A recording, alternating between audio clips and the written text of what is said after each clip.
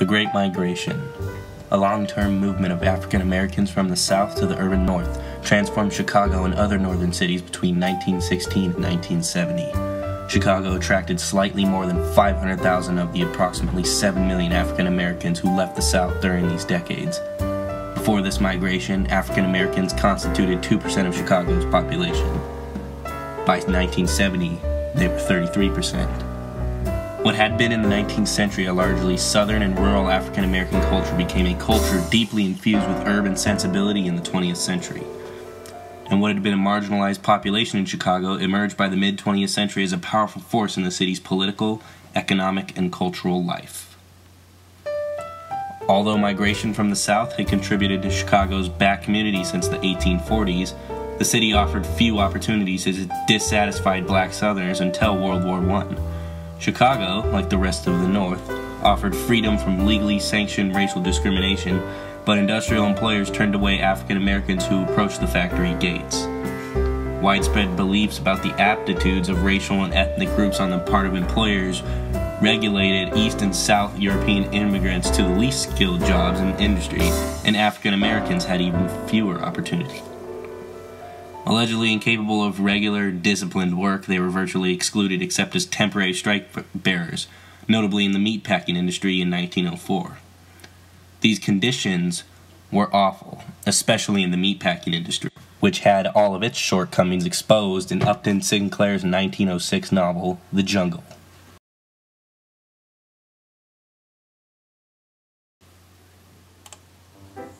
When World War I halted immigration from Europe while stimulating orders for Chicago's manufactured goods, employers needed a new source of labor for jobs assumed to be men's work. Factories opened the doors to black workers, providing opportunities to black Southerners eager to stake their claims to full citizenship through their role in the industrial economy. For black women, the doors opened only slightly and temporarily, but even these domestic work jobs in Chicago offered higher wages and more personal autonomy than in the South. Information about these differences and about the exodus spread quickly through the South, partly because of the Chicago Defender newspaper, which was so influential that many black Southerners going to other northern cities went with the images of Chicago. Equally important were the correspondence and visits that established migration chains, linking Chicago with numerous southern communities, especially in Mississippi. For the time being, Chicago and many other northern cities were the new destination for African Americans seeking for a better life than what they had in the South. This time would be known as the First Great Migration.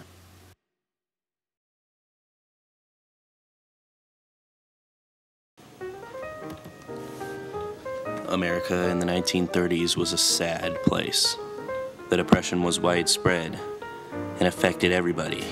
Many were unemployed. Countless families starved. It seemed as if there was no end in sight.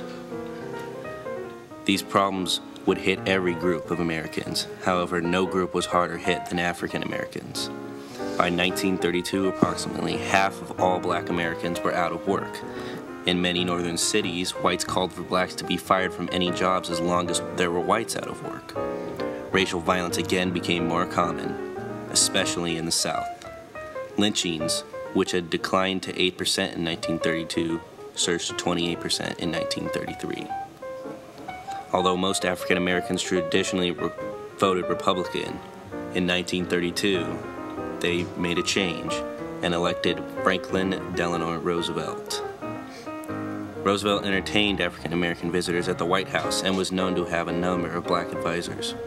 According to historian John Hope Franklin, many African Americans were excited by the energy with which Roosevelt began tackling the problems of the Depression and gained a sense of belonging they had never experienced before from his fireside chats. Still, discrimination occurred in New Deal housing and unemployment projects, and Roosevelt, for political reasons, did not back all of the legislation favored by such groups as the NAACP. When the U.S. entered World War II, labor leader A. Philip Randolph threatened to organize a march on Washington to protest job discrimination in the military and other defense-related activities. In response, Roosevelt issued Executive Order 8802, stating that all persons, regardless of race, creed, color, or national origin, would be allowed to participate fully in the defense of the United States. During the Second Great Migration, more than 5 million African Americans once again moved to northern cities, including Chicago. Most of these migrants were already urban laborers who came from the cities of the South. They moved to take jobs in growing industrial cities, and especially the many jobs in the defense industry, which had begun to blossom as the U.S. entered World War II. Workers who were limited to segregated, low-skilled jobs in southern cities were now able to get highly skilled, well-paid jobs in other parts of the United States. The jobs that blacks could get in the North were far better paying than any job they could wish to have in the South. And while African Americans often worked in roles that supported the war, many of these roles turned out to be very dangerous. African American communities and cities occupied a range of jobs and professions. The concentrations of population supported the creation of black-owned businesses, such as insurance, funeral homes, hairdressers, and barbershops, and they were able to support their own doctors and lawyers. African Americans became more unionized. They entered the middle class in larger numbers, with the help of skilled industrial jobs that they gained during the war. Following A. Philip Randolph's March on Washington in 1941, President Roosevelt issued executive order that ended racial discrimination in the defense industries. In addition, he had set up an agency, the Fair Employment Practices Committee, to enforce it. Over 1 million black workers joined the workforce during World War II. 2/3 of them were women. African Americans made significant wartime employment gains. In 1940, only 17% of black men worked in manufacturing. By 1944, 30% had worked in manufacturing. Unions also grew stronger following this influx of black workers. By 1943, there were 500,000 blacks enrolled in the Congress of Industrial Organizations, as well as 650,000 in the American Federation of Labor. Some unions, including the Congress of Industrial Organization, began to quell racial hostility and promote desegregation. They disciplined white workers who engaged in hate strikes against the promotion and upgrade of black workers.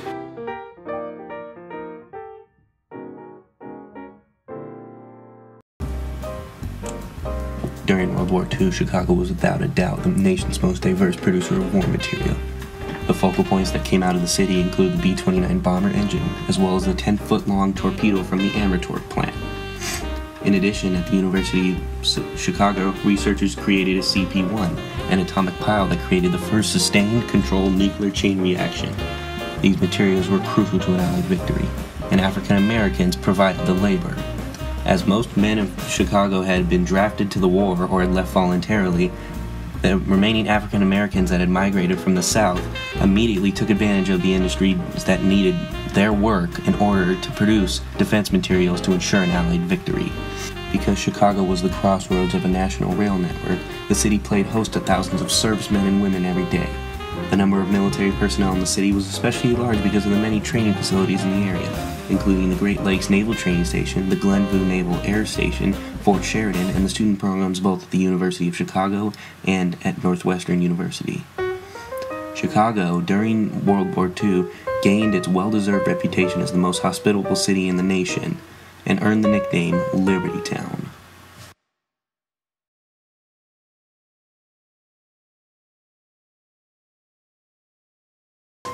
While it is well known that there was an increase in the amount of blacks during the second migration to Chicago, the discrimination that they had to put up with is often understated. In the defense industries, white workers would often go on strike to resist integration. In addition, blacks were often treated unfairly and paid less than their white counterparts for the same amount of work. The Fair Employment Practices Committee that was created under FDR was created to receive, investigate, and resolve complaints and discrimination in the workplace. By giving advice for integrating in the workplace, the companies lowered the expected cost of integration associated with strikes. During the second migration, African Americans took full advantage of the labor shortages, which allowed them to go from agricultural to manufacturing employment. It was a unique opportunity because normally the next step up from agricultural employment were service jobs or casual labor, not manufacturing. However, desperate times call for desperate measures, and African Americans were quite aware. Unfortunately for African Americans, when the war was over, the discrimination aspect came back. When people returned from the war, African Americans that held those precarious jobs in the defense industry were often booted in favor of the white. Additionally, when blacks chose to move out to the suburbs and applied for home loans, they were often denied. Many times not because of their wealth or their job description, but because of their color. While it would be at least 10 more years before African Americans started to see justice on a national scale, one cannot take away the fact that without the African Americans' help in Chicago throughout the first two world wars, America would not be the nation that it is today. And for that, we must remain eternally grateful.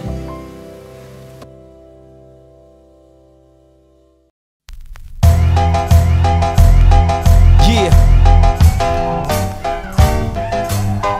And you say Shy City, Shy City, Shy City. I'm coming home again.